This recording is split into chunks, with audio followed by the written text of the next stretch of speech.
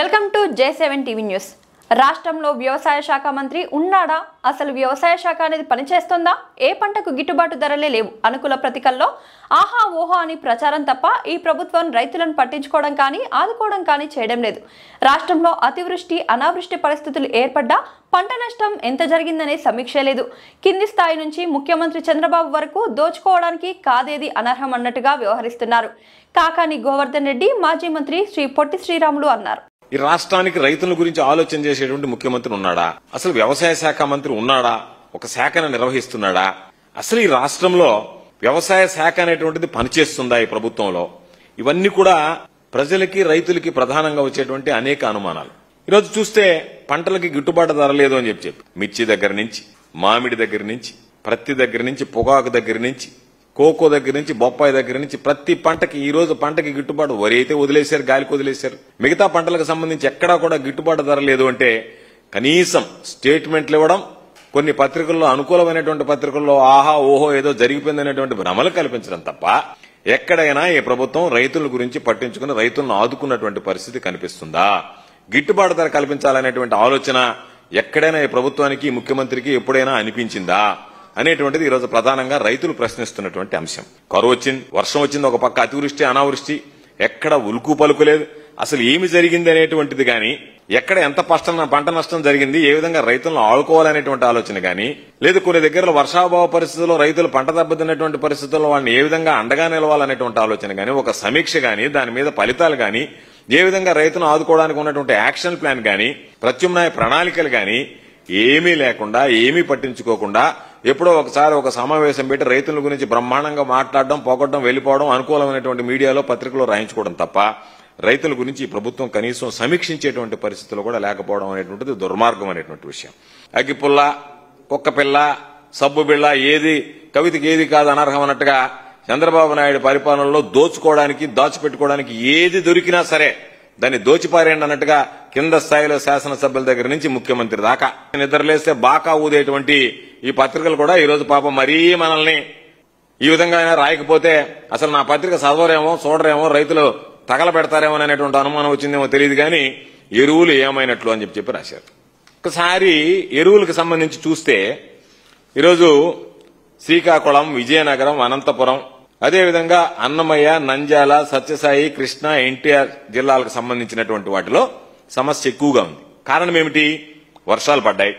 వర్షాలు పడిన వెంటనే రైతులు బూస్టర్ డోస్ వేస్తారు, లేకపోతే పంట దిగుబడి తగ్గిపోతుంది, నాణ్యత దెబ్బతింటుంది. కాబట్టి ఆ బూస్టర్ డోస్ వేసుకోవడానికి ఈరోజు మీరు యూరియా ఇవ్వకపోతే, యూరియా అందచేయకపోతే రైతులకు సంబంధించినటువంటి పంటకు సంబంధించి అసలు ఫలితాలు, నాణ్యత అన్ని దెబ్బతిన్న తర్వాత రైతు కుప్పకూలిపోయేటువంటి పరిస్థితి ఏర్పడుతుంది. ప్రైవేటు వ్యక్తులకే కట్టబెట్టడం వల్ల బ్లాక్ మార్కెట్ లో ఈరోజు మీరు చెప్పినటువంటి దానిగానే దాదాపుగా ఒక్కొక్క బస్తాకి 200 రూపాయలు అదనంగా వెచ్చించి కొనవలసినటువంటి దౌర్భాగ్యమైనటువంటి పరిస్థితులు ఏర్పడ్డాయి. గతంలో జగన్మోహన్ రెడ్డి గారు వైఎస్ఆర్ కాంగ్రెస్ పార్టీ ప్రభుత్వంలో రైతు భరోసా కేంద్రాలు ఉన్నప్పుడు దాదాపుగా ఆర్బీకేల ద్వారా ఎరువులు చూస్తే 12,70,000 మెట్రిక్ టన్నులు ఆర్బీకేల ద్వారా ఆ రోజు వైఎస్ఆర్ కాంగ్రెస్ పార్టీ ప్రభుత్వంలో జగన్మోహన్ రెడ్డి గారు ముఖ్యమంత్రిగా రైతుల గురించి ఆలోచన చేసి పంపిణీ చేయడం జరిగింది. ఈరోజు విత్తనాలకు సంబంధించి గాని, క్రిమి సంహారక మందులు గాని, ఏది అవసరమైనా సరే రైతు గ్రామం దాటి బయటకు వెళ్లాల్సినటువంటి అవసరం లేకుండా ప్రతిదీ కూడా రైతు భరోసా కేంద్రాల ద్వారానే రైతు ఈ రోజు అన్ని రకాలైనటువంటి యూరియాల దగ్గర నుంచి ప్రతి ఒక్కటి కూడా, ఎరువుల దగ్గర నుంచి ప్రతి ఒక్కటి కూడా పొందేటువంటి అవకాశం ఏర్పడింది. ఈరోజు వాటన్నింటినీ పక్కన పెట్టి దాదాపుగా ఈరోజు ఏ రోజైతే మనం రైతులకి గ్రామంలో యూరియా అందించామో గరిష్టంగా 50 రూపాయల వరకు రైతులకు ఆదాయం వచ్చింది. 30 రూపాయల నుంచి 50 రూపాయల వరకు ఒక బస్తాకి సంబంధించినటువంటి ట్రాన్స్పోర్టేషన్ ఛార్జెస్, వీటన్నిటితో పాటు పని మానుకుని రైతు పాపం బయటకు వెళ్లి తెచ్చుకోవాల్సినటువంటి అవసరం లేకుండా, దుస్థితి లేకుండానే ఆ రోజు ఇవ్వడం జరిగింది. ఆ రోజు నేను వ్యవసాయ శాఖ మంత్రిగా ఉన్నాను, నా ముందు కన్నబాబు గారు వ్యవసాయ శాఖ మంత్రిగా ఉన్నారు. ఎవరున్నా సరే రైతులకు సంబంధించి యూరియా విషయంలో ఎక్కడన్నా ఏదన్నా ఇటువంటి విపత్కర పరిస్థితులు వస్తాయేమోనని ప్రతి జిల్లాలో బఫర్ స్టాక్ మెయింటైన్ చేయడం జరిగింది. యూరియా నిల్వలు గబక్కన ఏదన్నా ఒకవేళ అవసరం అనుకుంటే వెంటనే తక్షణమే యూరియా అందజేయడానికి ఆ రోజు బఫర్ స్టాక్స్ ఏర్పాటు చేశాం. ఈ రోజు చూస్తే దాదాపుగా ఒకసారి లెక్క వేస్తే 80 కోట్ల రూపాయల వరకు రైతులకు ఆదా అయిందనేటువంటిది ఒక ప్రాథమిక అంచనా ఉంది. కాబట్టి ఈరోజు మార్కెట్ ద్వారా చూస్తే ఈరోజు బఫర్ స్టాక్స్ లేవు. లేదు రైతు సేవా కేంద్రాలంటే అవి కేవలం మొక్కుబడిగా మారిపోయే తప్ప వాటి గురించి పట్టించుకునేటువంటి పరిస్థితి లేదు, వాటి గురించి ఆలోచన చేసేటువంటి పరిస్థితి లేదు. వాటి ద్వారా ఎరువులు, పురుగు మందులు గాని ఏది కూడా ఇవ్వకుండా ఈరోజు వాటిని దాదాపుగా రైతులను ఏ విధంగా సంక్షోభంలోకి నెట్టేశారో రైతు సేవా కేంద్రాలు కూడా ఈరోజు సంక్షోభంలోకి వెళ్లినటువంటి పరిస్థితి ఏర్పడింది. అక్కడ ఇక్కడ కూటమి ప్రభుత్వం ఉన్నప్పుడు, మీ ప్రభుత్వమే కేంద్రంలో ఉన్నప్పుడు రైతులకు సంబంధించి కేటాయించినటువంటి ఎరువులను తీసుకొచ్చి రైతులకు ఇవ్వాల్సినటువంటి బాధ్యత మీ మీద ఉన్నప్పుడు వాటి గురించి పట్టించుకోకుండా ఈరోజు ఖరీఫ్ సీజన్ ప్రారంభమై వరి సాగు ప్రధాన పంటగా ఈరోజు సాగు చేస్తుంటే రైతులు యూరియాకి గణనీయమైనటువంటి డిమాండ్ పెరిగినటువంటి నేపథ్యంలో ఏమాత్రం ఆలోచన చేయకుండా ప్రైవేటు వ్యక్తులకు కట్టబెట్టి డీలర్లకు దోచిపెట్టి వాళ్ల ద్వారా మీరు ముడుపులు తీసుకుని ఈరోజు రైతులకు పాపం 200 రూపాయలు 300 రూపాయలు బస్తా మీద అదనంగా చెల్లించాల్సినటువంటి దుస్థితి ఏర్పడింది అంటే దీనికి ఎవరు బాధ్యత వహించాలి అనేటువంటిది చంద్రబాబు నాయుడు గారు రైతాంగానికి సమాధానం చెప్పాల్సినటువంటి అవసరం ఉంది. ఈరోజు పాపం పడిగాపులు కాస్తున్నారు,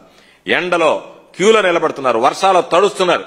ఎప్పుడైనా వైఎస్ఆర్ కాంగ్రెస్ పార్టీ ప్రభుత్వంలో మా నాయకుడు జగన్మోహన్ రెడ్డి గారు ముఖ్యమంత్రిగా ఉన్నప్పుడు రైతులు క్యూ ఎక్కి గాని లేదా మాకు విత్తనాలు యూరియా దొరకలేదని చెప్పి మాట్లాడినటువంటి సందర్భాలు లేకుండా చేశాం. గతంలో చంద్రబాబు నాయుడు ఏ రోజు ముఖ్యమంత్రిగా ఉన్నా సరే 2014-19 మధ్య పాపం చనిపోయినటువంటి సందర్భాలు ఉన్నాయి క్యూలో నిలబడి. అటువంటి పరిస్థితుల్లో ఈ రోజు జగన్మోహన్ రెడ్డి గారు వచ్చిన తర్వాత ప్రతి ఒక్కటి ఆకలింపు చేసుకుని రైతులకు ఉన్నటువంటి సమస్యల్ని ఏ విధంగా మనం చేయాలనేటువంటి ఆలోచన చేసి ప్రతి దాని మీద దృష్టి పెట్టి రైతు భరోసా కేంద్రాల ద్వారా వన్ స్టాప్ సొల్యూషన్ అని చెప్పి ప్రతి దానికి కూడా 16,76,000 ఉన్న అవసరం సమర్థంగా ఉన్నాయి, సమృద్ధిగా ఎరువులు ఉన్నాయని చెప్పి వ్యవసాయ శాఖ విభాగానికి సంబంధించినటువంటి అధికారులు, మంత్రి, ముఖ్యమంత్రి అందరూ మాట్లాడుతున్నా ఈరోజు మరలా ప్రభుత్వం ఒక పక్క మా దగ్గర 6,45,000 టన్నులే అని చెప్పి అంటే కాంట్రడిక్టరీ స్టేట్మెంట్స్. ఒకసారి ఎరువులు సమృద్ధిగా ఉన్నాయంటారు, 16,76,000 టన్నులు అవసరం అంటారు, మళ్ళీ మా దగ్గరకు వచ్చినప్పటికి 6,45,000 టన్నులు మాత్రమే నిల్వ ఉంది అని చెప్పారు. తీరా చూస్తే రైతు సేవా కేంద్రాల ద్వారా ఎంత పంపిణీ చేశారంటే 65,000 టన్నులు. 16,76,000 టన్నుల అవసరంలో 65,000 టన్నులు మాత్రం రైతు సేవా కేంద్రాలతో చేశారు.